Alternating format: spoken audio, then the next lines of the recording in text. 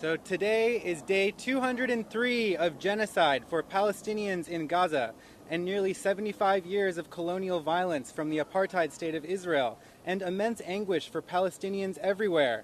If you are not focusing on the brutal genocide currently happening in Gaza and the apartheid system Palestinians are living under in all of occupied Palestine, we implore you to do so. It is important to remember why we are here. Our encampment here at Columbia and encampments everywhere around the country are part of a larger movement for Palestinian liberation. Student in the sociology department at Columbia University, and I am Jewish. CUAD organizers have three demands. 1. Divest all finances, including the endowment, from corporations that profit from Israeli apartheid, genocide, and occupation in Palestine. 2. Complete transparency for all of Columbia's financial investments. 3. Amnesty for all students and faculty disciplined or fired in the movement for Palestinian liberation.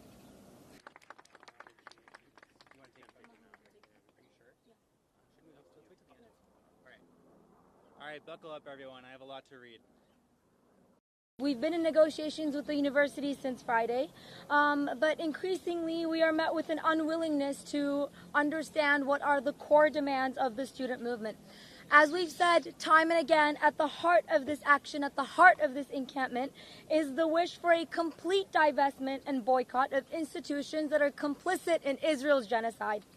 Despite this, the university has proposed only further engagement with the apartheid state.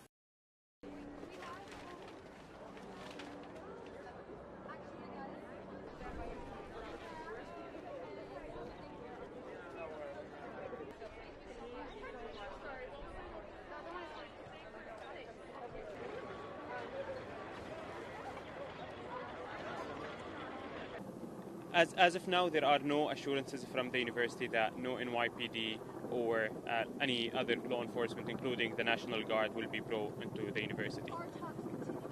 Yes, so yesterday we had a very long session with the university negotiators. We spent 11 hours in the negotiation room. Today we spent about an hour as well. Clearly, there are, as Sweda mentioned, we are at a stage where kind of an impasse. The university is not acknowledging the movement and the extent of the movement, and what they're willing to offer is mostly just the statements, processes, and committees.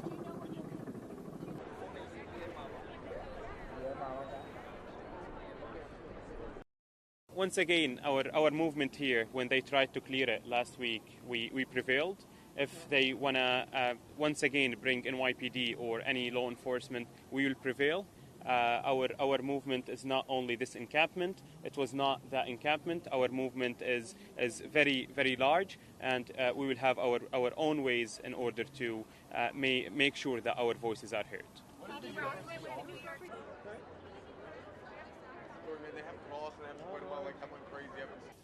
Again, it is in our best interest to reach an agreement before commencement because we want students and families to be able to celebrate this milestone together on this campus.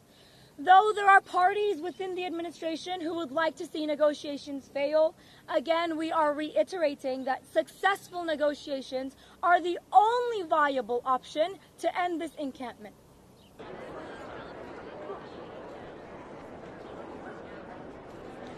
I think it's incredibly anxiety-inducing for a lot of Columbia students, especially protesters. I also think it's inspiring to see how many students have decided to speak out on their own campuses. I think this has maybe given them a warning as to what might happen when you do speak out, but also an example of, there are students who are speaking out and even in the face of repression. I think it's no surprise. I mean, students on all college campuses across the country, across the world, are disheartened. They don't want their tuition money going towards genocide. And so students are choosing to do the same thing we did here, but ultimately it's really about centering Gaza. Every student movement has been in solidarity with Palestinians, not in solidarity with us. All of us are doing our encampments, our protests for the same reason, which is we don't want our university funding genocide.